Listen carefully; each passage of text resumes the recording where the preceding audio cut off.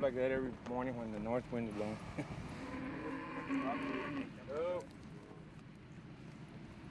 She's kind of young, and northerns kind of stir them up a little bit.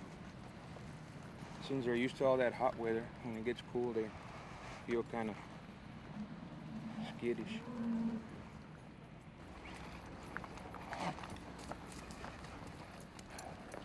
She'll get over it. She's still pretty young.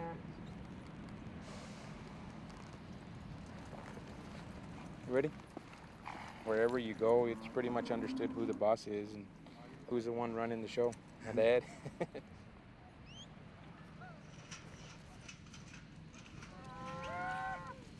They are smart, but you got to be smarter.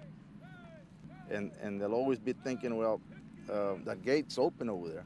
So we're going to run up there where he's trying to push us, and we'll get out. But we close the gate, and then we bring them around, so they got to go into the trap where they go into the pen.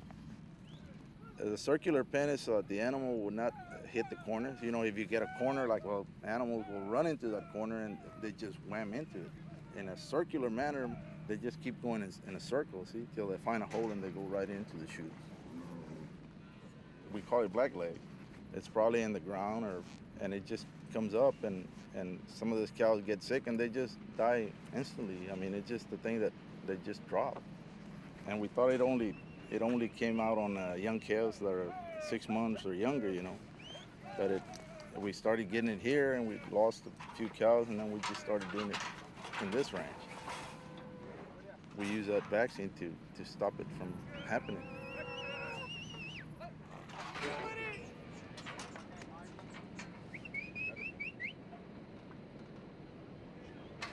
Working cattle, Mel and myself, we kind of learned to do it in a family manner, you know, where only the family is there, you know, because sometimes there's a lot of cussing going on. Like at the McAllen Ranch, we usually keep it within the family and the cow hands themselves, you know, and there's kind of a tendency that when you got people from the outside, you kind of get nervous, you know.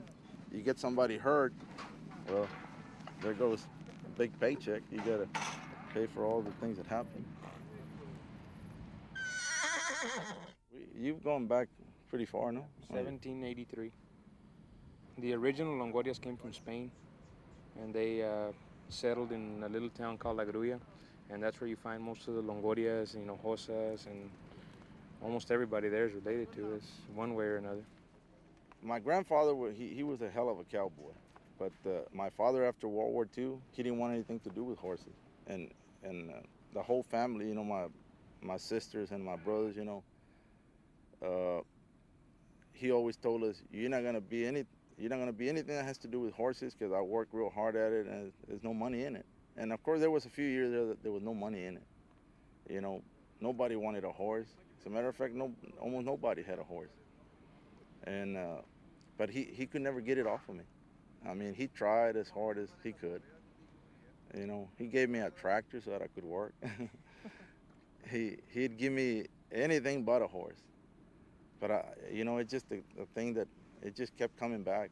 I didn't have any calves to rope. I'd rope a chicken or a rooster or a turkey, whatever came by, I'd rope. And I remember when I first started roping calves, you know, they were, I'd buy my ropes, you know, and then I used one of those cans, you know, and set it up there, and my mom would watch me, you know, rope a can that was still, you know, just right there, and I would rope it from over here, and then my dad would come out and say, I think this kid is going crazy. Okay, this is a correctional bit. That's what they call it, and the reason they call it a correctional bit is because it's got all this swivel to it. See, it's got a swivel right here. It's got one right there, and you can pull him sideways or do whichever one you want to pull him.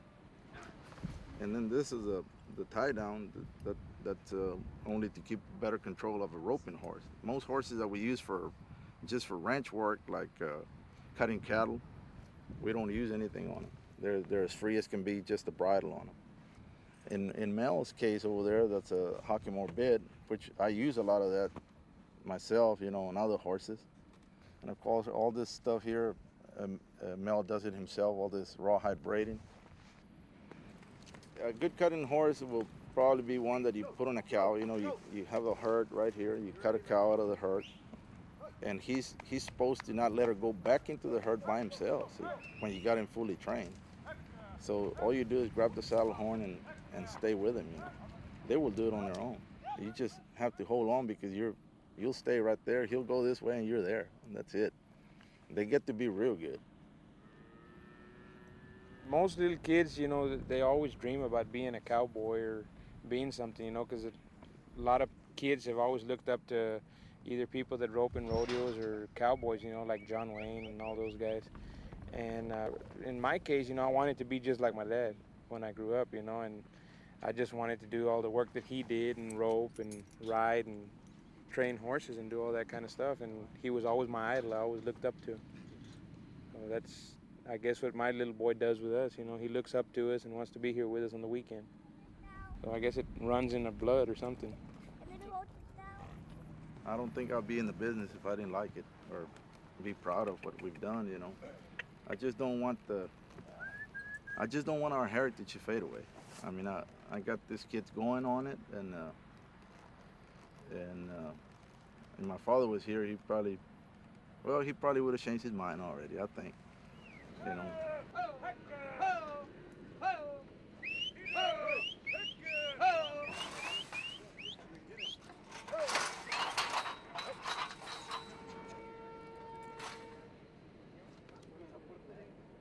Back up. Where's my backup?